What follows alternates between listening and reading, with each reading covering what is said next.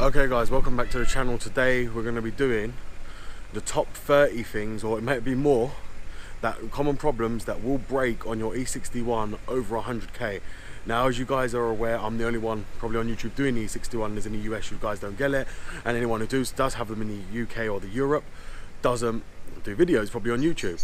So I'm therefore going to be doing this video as you know, Nathan's done one on the top 30 things that will break on your E60, but nobody's done one on the E61. So what we're going to go is crack on, and I'm going to show you all the things that are common problems on these that will break on your E61, either before 100k or even after 100k, depending on how well it's been looked after and if it's been changed already. Okay guys, so the first thing we're going to go to is the tailgate. Now, as most of you are aware, the tailgate here suffers with tailgate wiring problems, which is the first one. And when you open the hatch here, the tailgate wiring runs through here and it breaks, causing all your electrics to not work on the rear of the tailgate. Now, it is a common problem across all E61s, and it does happen where the wiring runs up through the speakers under here and it ends up breaking. You've just got to remove that speaker and you can get to the wiring. When it breaks, your boot won't open and you'll have a lot of problems with the central locking not opening the boot. The next one we're going to move to is this glass hatch itself. Now, when this ends up with the wiring breaking, the other problem will cause is that water will get through your boot area, and when it gets into your boot area, it will get water into all your modules in the boot, which I'm going to show you now. So guys, as you'll see here, the boot area is here, and as you'll see in my previous videos, I relocated the modules. Now what happens is the water seeps from the glass right up here and it comes through the corners where the boot keeps opening, especially this glass hatch as well. The glass hatch pops open when the wiring's faulty and it ends up leaking, which a lot of people don't know, down here and into the modules where they're meant to be. Now, as you guys remember, I relocated the modules inside this flap here, from here, which is right here, and all the modules, as you can see here, sit here, parking sensor module and this one, the micro power module. Now we're going to go over that in just a little bit, so about what that does and what that can cause the common problems on these cars to do. And that's before 2006. After 2006 they rebuilt that module inside the iDrive, but on this one particularly they never. So the next common problem is the air suspension. Now, as you guys will probably know from my previous videos, the air suspension pump sits under the car on the driver's side here, and it causes a lot of problems. And if you know from my previous videos, the air suspension pump itself fails, and that's usually due to because the hose has never been changed and it ends up pulling a lot of stuff into the air compressor itself and blowing the ring inside. Now when the hose does fail, it perishes and ends up picking up all the dirt from the road, and obviously, as you know, on that tray where the air compressor sits, gets a lot of rubbish, and it ends up picking up all the rubbish through the air pump. The hose does perish, and BMW didn't ever rectify it. I think they did after 07, but before the later years they never rectified it on the E61. As you'll see from my videos, you'll know the hose that runs up and goes up to here and it pulls new air into the air pump to pump the air suspension up. As you guys know from my previous videos as well, I repaired the air suspension pump and now the air suspension sits perfectly. The ride height's perfect. Now, the next one you're going to want to check is the airbags, because the airbags do fail on this, and if this car has been driven with the air suspension pump fail for a long time, it will bust the airbags and it will cause a leak in them. Now, if that happens, the airbags will be shot. Now, the best way to tell is when the car's up, you can see I can get 3 fingers under there, so the ride height is perfect. As I tell you, that's the amount of fingers you're meant to get underneath there.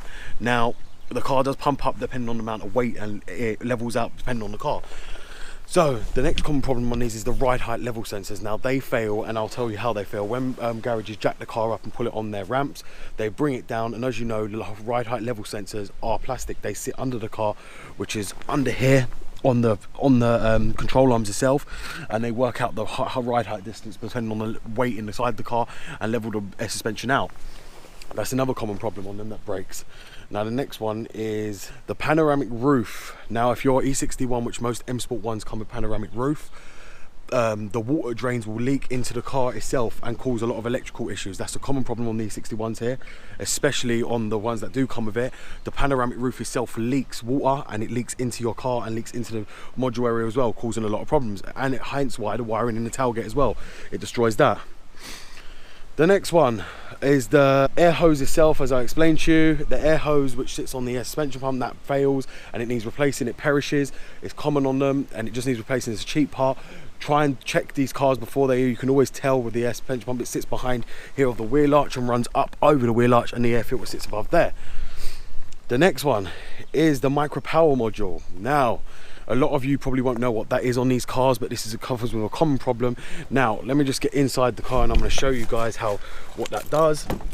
So, what you'll do if you bought an E61 is get inside the car like so, and then you'd power up the iDrive. Now if you have the widescreen iDrive, which sits above here, or this iDrive for that matter, it will start flickering or not turn on or shut down, and that'll be because your micropower module has either got water or it's gone bad. A lot of people think the iDrive's gone bad. Now that does happen. I had a BMW and E60 where it had the same problem, and it was the chips inside the iDrive unit itself had worked up and got overheat. They overheated. Now from 2006 they rectified that problem. So that's another common problem on these, that the chips blow on the iDrive system itself, causing it to flicker and lose sound, and they need replacing because the fan stops working that was meant to cool them down. But if the micropower module does go out, you'll notice that your iDrive is not booting up and it keeps rebooting, or it starts doing a lot of funny stuff like resetting the time. It does a lot of different things. The next one we're going to move to is going to be the electrics on all the car. Now, as you know, E60 has a lot of modules, and it's one of them that you need to check all the electrics. So when you come to view one of these, you're going to want to check all the windows and everything, because these sometimes are not looked after and they do fail. The iDrive controller might not work. I mean, most of the buttons on here, on the stalks itself, might not work. The auto lights might not work. There's so much modules in this car, you have to check everything on the car.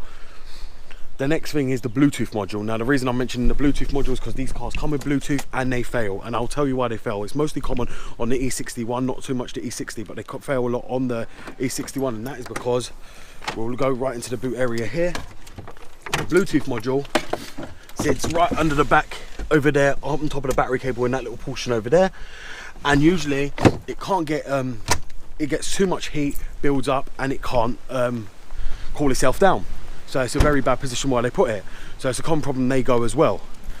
The next one we're going to be talking about is loss of radio reception, the diversity antenna. So as you guys know, if your central locking plays up and your central locking ain't working, or you have problems with the central locking and you think it's your key, I assure you it's not.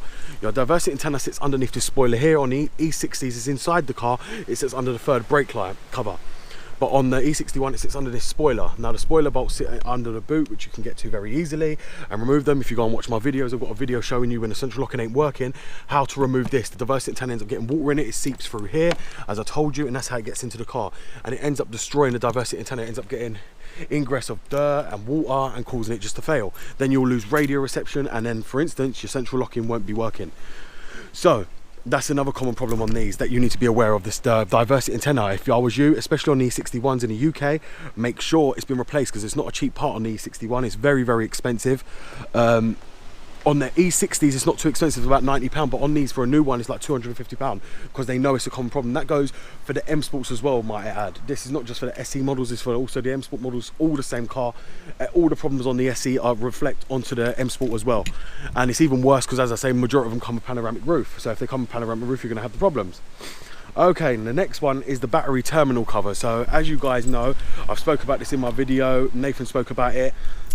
I actually told Nathan about this problem. It's a common problem on these cars, and when they go, as you guys will know, it sits underneath here, underneath the cover, which is right there, the battery terminal cover, right there, allocated underneath there. Now that one, if that's usually due for a recall. Now I believe after 07 they changed that, but that's another common problem on these, that if you get this car, you will have to get that recall done, because that will affect your Vanos solenoids and everything to do with the electrics. Because what happens is the bolt comes loose and it ends up interfering with all the electrics on the car, the whole electrical system. So get that changed. I advise you, the best way to check in the UK, you can go to check MOT, check your MOT history online at gov.co.uk, and you'll be able to tell if your car's got an outstanding recall. Usually the recall reflects to that, which is that battery terminal, and they'll do it for you free of charge.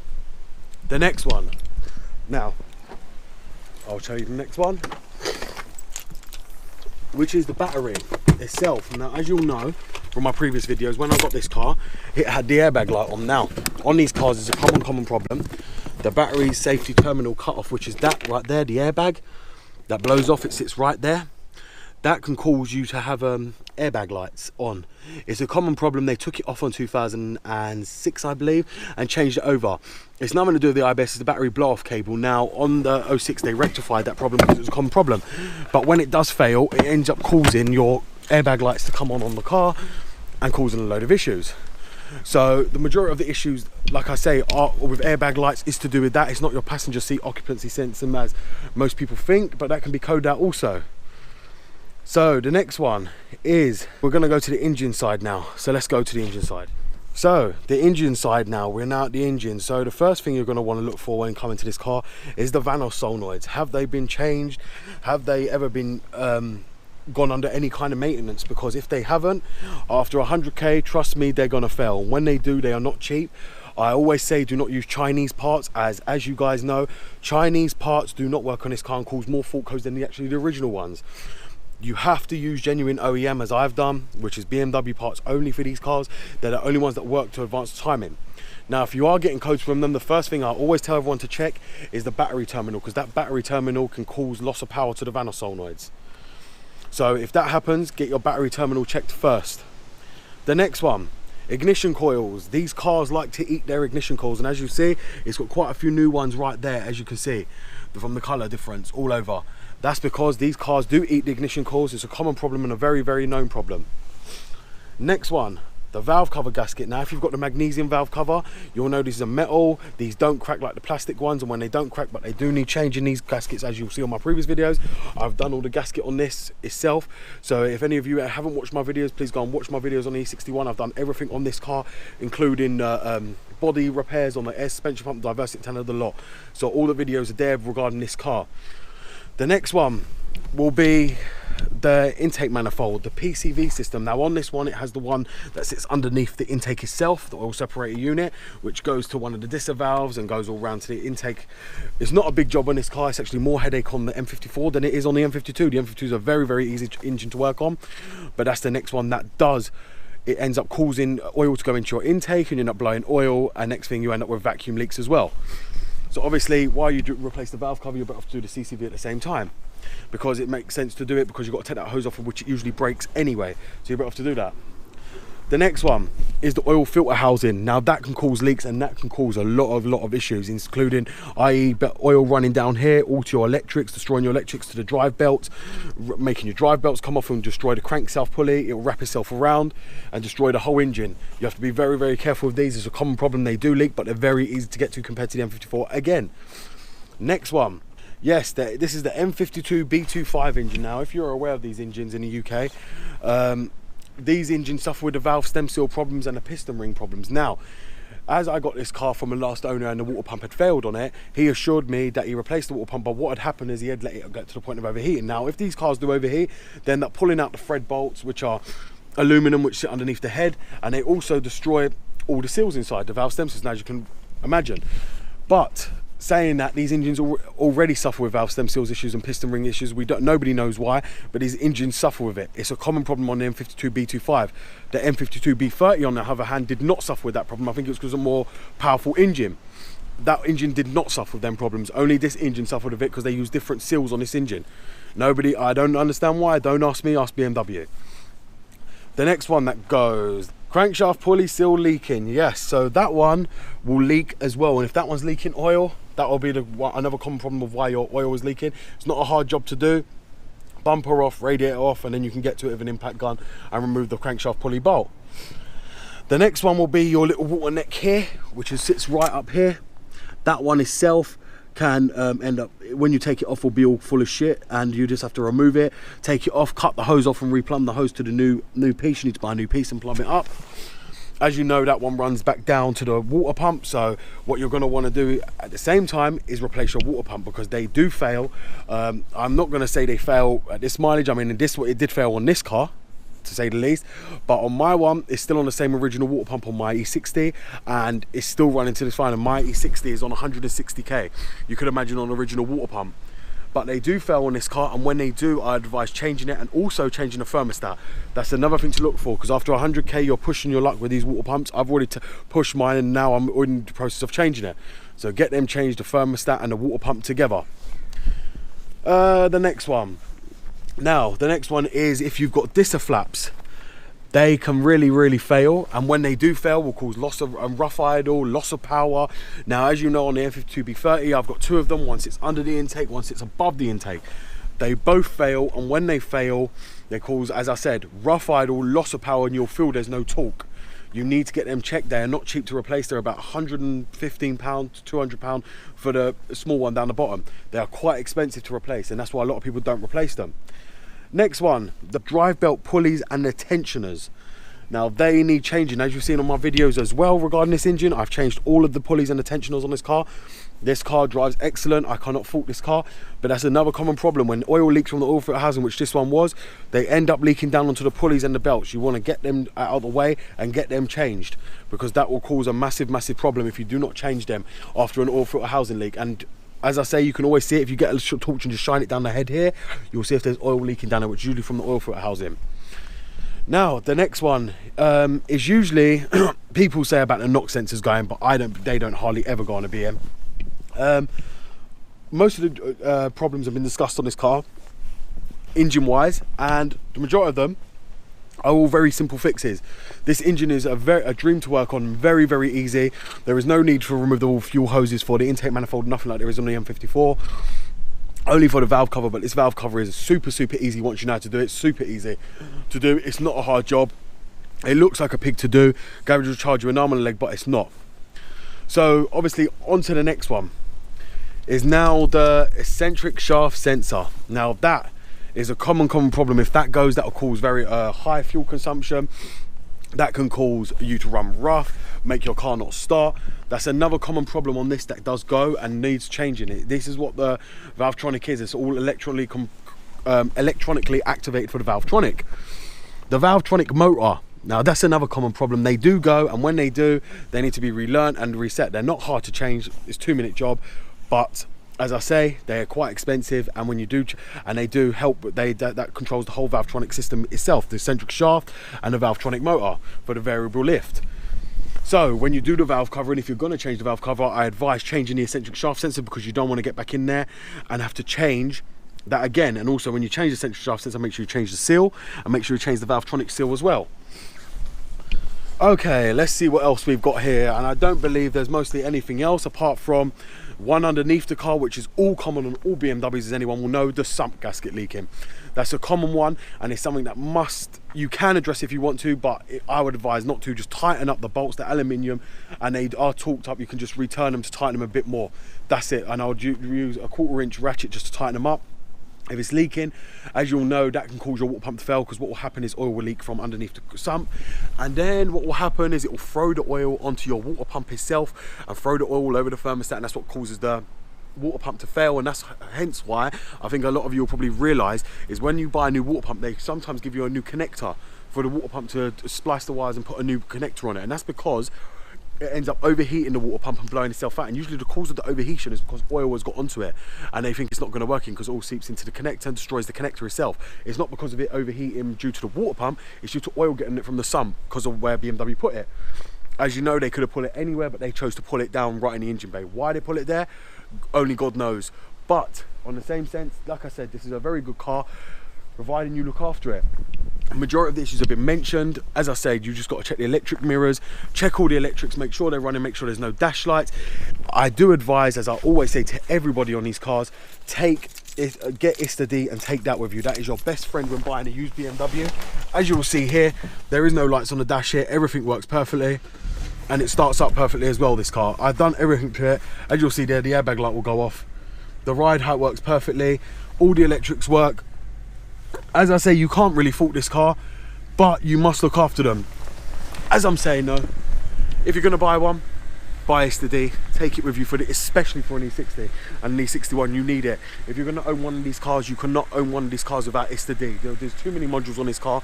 A normal little generic scanner will not pick up the fault codes. So we had a guy yesterday, who was trying to scan his car with a generic scanner, and it would not work, and now he's asking if he can use the ISTA-D software to scan his BMW because it's got fault codes, but his scanner would not pick them up. And that's common on these E60s. You will not be able to pick up the fault codes with a normal scanner. I don't know why, that's just the way BMW made it. It's got too many modules, a normal scanner can't keep up with the camber system. That's just how it is.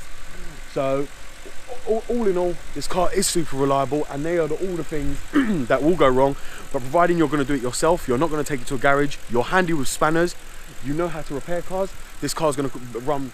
It is quite expensive. The main expensive parts on this is the water pump and the thermostat and the Vanos Solenoids. They're the only two things that are really expensive. Also the diversity antenna, but the diversity antenna is very rare case you might be able to get away with fixing it and silicone it. And also it's only expensive on the E61. If it's the E60, it's not too expensive. The most common expense on these cars, trust me, is the water pump, thermostat and the solenoids. They're the only things. The thermostat and the water pump is about 400, and the solenoids, if you're going to buy genuine, about £300.